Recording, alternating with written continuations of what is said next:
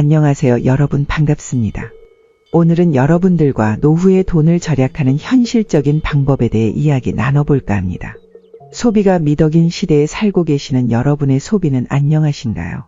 사실 요즘은 한 번 사는 인생 더 멋있게 돈 쓰고 싶은 분들이 많은 것 같습니다.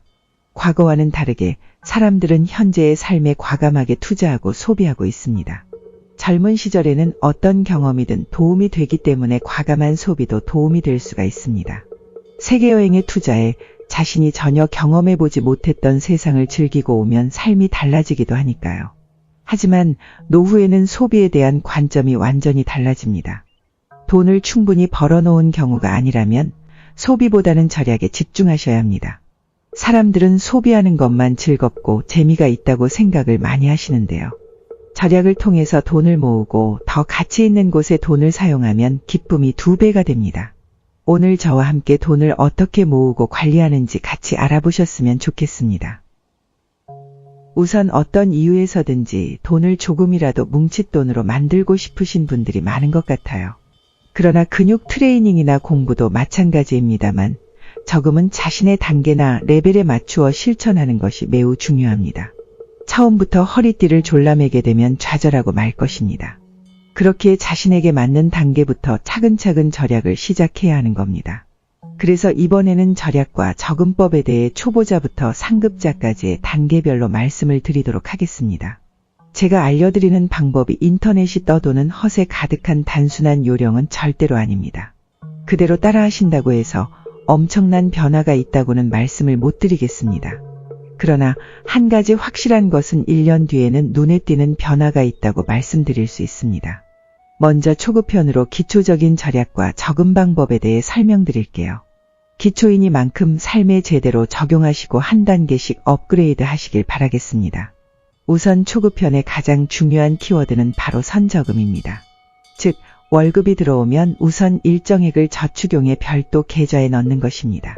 그리고 그만큼은 없는 것으로 생각하고 남은 돈으로 생활하는 방법입니다. 간단히 말하면 월급이 300만 원이 들어오면 먼저 150만 원을 저금하고 남은 150만 원으로 생활하는 겁니다. 모든 절약 방법의 기초가 되고 소비 수준을 눈에 띄게 줄일 수 있는 가장 확실한 방법입니다.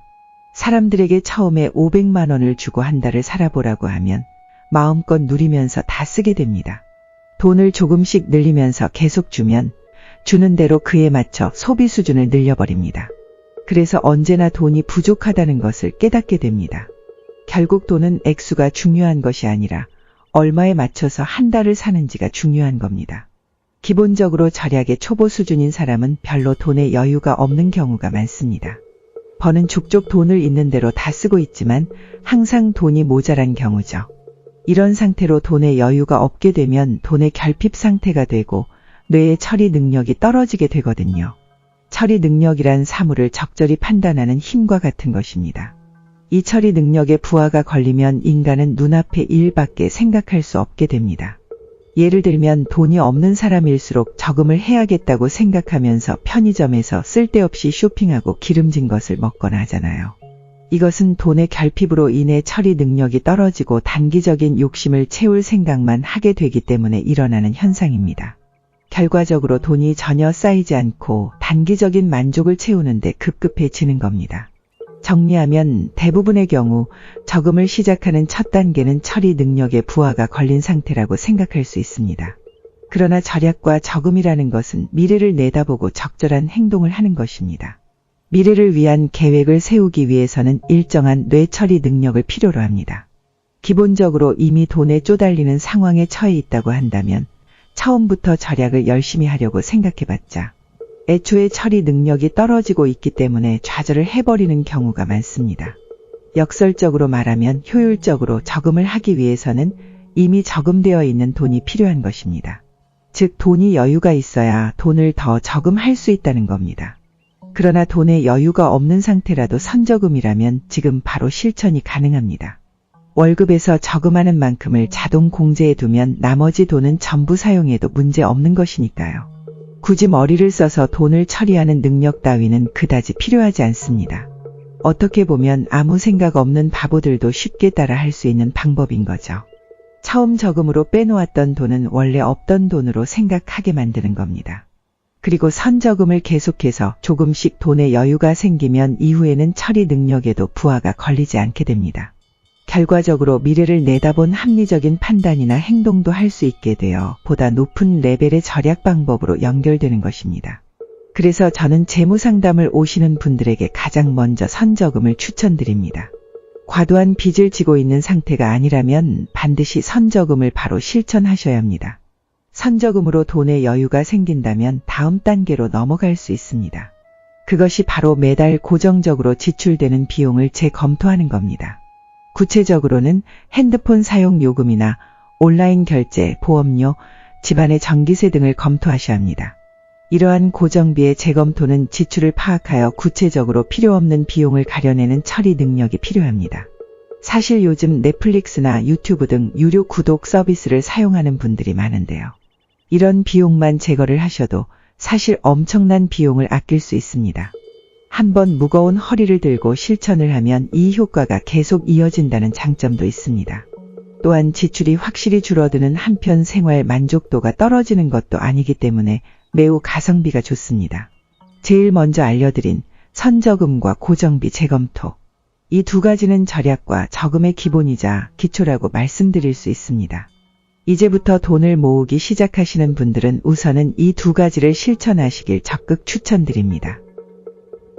다음으로 중급자 수준의 절약 습관을 알려드리겠습니다. 처음에 알려드린 선저금과 고정비 절약은 한 번만 하면 계속 이어지는데요. 중급자 수준부터는 꾸준히 신경 써야 하는 약간의 처리 능력이 필요한 것들입니다. 단, 습관이기 때문에 그렇게까지 큰 처리 능력이 필요한 것은 아니고 또한 효과는 상당히 있습니다. 중급자 수준의 절약 방법은 일상생활에 매우 밀접한 연관이 있습니다. 기본적으로는 사서 먹는 커피를 줄이고 외식과 배달을 줄이면서 직접 요리해서 먹는 것들이 포함되는데요. 즉, 남의 손을 빌리지 않고 직접 해결하는 것을 늘리는 방법입니다. 커피를 사서 먹는 것보다는 집에서 일회용 커피를 타서 마시거나 배달 음식을 줄이고 직접 요리를 해서 드시는 거죠. 또 세탁소에 옷을 맡기기보다는 직접 시간을 들여 빨래를 하는 것들이 포함됩니다. 세상에 무슨 일이든 누군가에게 맡겨버리면 돈이 드는 법입니다. 예를 들어 외식을 한다는 것은 요리 재료비에 더해 점원의 인건비나 점포 운영비 그리고 가게 측의 이익 등을 지불한다는 것이잖아요. 그 대가로 요리를 만드는 수고, 정리하는 수고를 덜 수 있는 것입니다. 다만 이러한 수고를 줄이기 위한 외주를 하지 않고 스스로 하도록 하면 당연히 드는 지출은 줄어듭니다. 그렇게 따지면 커피를 밖에서 사서 먹는 것은 정말 불필요한 소비라고 말씀드릴 수 있겠습니다. 직접 커피를 타서 먹는 것은 매우 간단하고 쉬운 일이잖아요. 또 요리 역시도 처음에는 힘들겠지만 점차 요리의 능력도 향상되니까 일석이조의 효과가 있습니다. 그 이후 계속적으로 지출을 낮출 수 있기 때문에 그 비용은 지속적으로 줄어들게 될 겁니다. 뿐만 아니라 나머지는 할 수 있는 것이 증가하면 자신의 성장도 느낄 수 있기 때문에 삶의 기쁨도 챙길 수가 있습니다. 물론 이런 것들이 귀찮고 힘들 것 같다고 생각하는 분도 있을지도 모릅니다. 하지만 조금만 생각해보면 우리는 너무 쓸데없이 많은 일을 남의 손에 맡기고 있습니다. 직접 처리할 수 있는 직접 처리하는 것이 오히려 더 건강하고 행복한 삶이라고 말씀드리고 싶습니다. 이어서 상급자를 위한 절약, 저금 방법에 들어갑니다. 미리 말해두자면 앞으로 이야기할 세 가지는 노력하기에 따라 할 수 있게 되는 한편 기본적으로 꽤 머리로 생각하는 것이 요구되는 것들입니다. 몇 번이나 말했듯이 인간은 돈의 여유가 없으면 뇌의 처리 능력에 부하가 걸립니다. 자연적으로 절약 등을 해서 돈의 여유가 생긴 사람이 아니면 앞으로 소개할 상급자를 위한 절약을 실천하는 것은 어려울 것입니다. 그래서 우선은 전반부에서 이야기한 처리 능력이 그다지 필요로 하지 않는 방법으로 돈을 모으는 것이 최우선입니다. 상급자의 절약술 첫 번째가 바로 논리적인 사고입니다. 정확하게 말하면 내가 지금 원하는 것이 무엇인지 정확하게 아는 것입니다. 예를 들어 편의점에서 도시락을 사는 것은 도시락 자체를 원하는 것이 아닙니다. 사실은 부담 없이 배를 채울 수 있다든가 식사를 준비하는 수고를 덜 수 있다는 가치를 사고 있는 것입니다. 이런 식으로 쇼핑할 때에는 그때마다 자신은 무엇을 사려고 하고 있는지를 논리적으로 생각하는 습관을 들이셔야 합니다. 힘들긴 하지만 이 습관이 몸에 배게 되면 필요 없는 지출은 엄청나게 줄어들게 되는 거죠. 우리는 아무 생각 없이 소비를 하는 경우가 굉장히 많습니다. 내가 백화점에 가서 무엇인가를 사왔는데 이것이 진짜 내가 원했던 것이 아니었던 경우가 많습니다. 그냥 길을 가다 우연히 괜찮아 보였는데 그냥 분위기에 소비를 해버리기도 하거든요. 이것과 같은 이유로는 내가 사는 물건이 가치와 가격이 잘 맞는지 냉정하게 판단해야 합니다. 예를 들어 당신이 어떤 명품을 사려고 하는 경우를 생각합니다. 이 경우 그 브랜드나 디자이너의 팬도 아닌 한 정말로 사려고 하는 것은 그 명품 그 자체가 아닙니다. 대부분의 경우 원하는 것은 허영심이나 주위로부터의 칭찬입니다. 즉 돈을 소비함으로써 주위에서 칭찬하거나 자랑할 수 있는 것들을 사려고 하는 겁니다. 하지만 냉정하게 생각해보면 명품으로 주위 사람이나 친구로부터 칭찬을 받을 것이라고 생각하시나요? 오히려 명품을 사지 않고 겸허하거나 무언가에 열심히 임하고 있는 편이 주위 사람들에게 인망을 받는 일이 될 겁니다. 우리나라에서는 자동차의 경우가 가장 대표적입니다. 자동차는 기본적으로 이동수단일 뿐입니다. 거기에 어떠한 부가적인 가치를 부여하지 마시길 바랍니다. 여기까지 들어서 그렇게 어렵지 않다고 느끼시는 분들도 많을 겁니다. 하지만 현실에는 어느 기업도 인간 심리나 행동 경제학을 교묘하게 이용한 전략으로 상품을 팔려고 해옵니다. 예를 들어 매출 1위라든가 한정 상품이라고 하면 보통 사람은 가치를 생각하기 전에 갖고 싶다고 생각하도록 되어 있으니까요. 그런 어떤 종류의 사게 하기 위한 함정이 많이 도사리고 있는 가운데 항상 자신은 무엇을 사는가에 집중해야 합니다. 마케팅이나 심리학의 이해도 필요하고 보험 등 일부 상품에 대해서는 데이터를 불완전하게 보거나 주변 지식이나 구조에 대해서도 알고 있지 않으면 안 됩니다.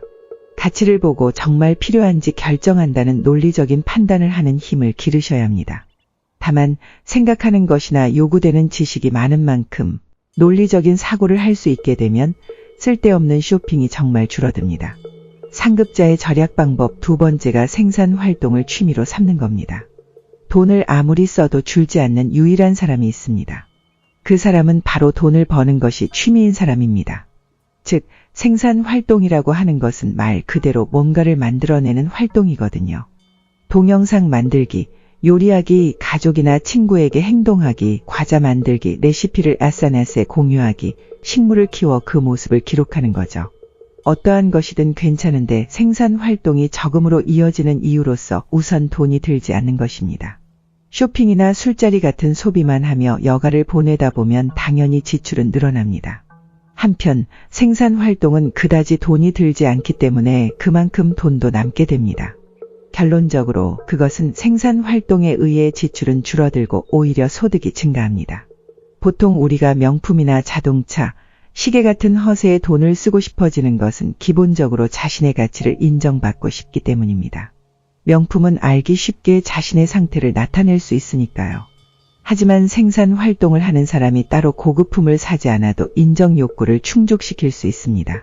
열심히 만든 동영상이나 기사를 많은 사람들이 볼 수 있어서 반응을 받거나 행동한 요리를 가족이나 친구가 맛있다고 말해주면 기쁠 테니까요. 남들에게 딱히 인정받으려고 소비하지 않아도 충분히 인정을 받게 되는 겁니다. 그렇게 되면 오히려 돈이 점점 쌓이게 되는 경우가 있습니다. 돈을 모으는 데 있어서도 인생의 만족도를 높이기 위해서도 꼭 열중할 수 있는 생산 활동에 도전해보세요. 오늘은 여러분들과 짧게 절약 방법과 저금법을 기초부터 알아봤는데요. 여러분의 삶에 잘 적용하셔서 유용한 노후 자금이 되었으면 좋겠습니다. 다음번에는 더 좋은 영상으로 여러분을 찾아뵙겠습니다.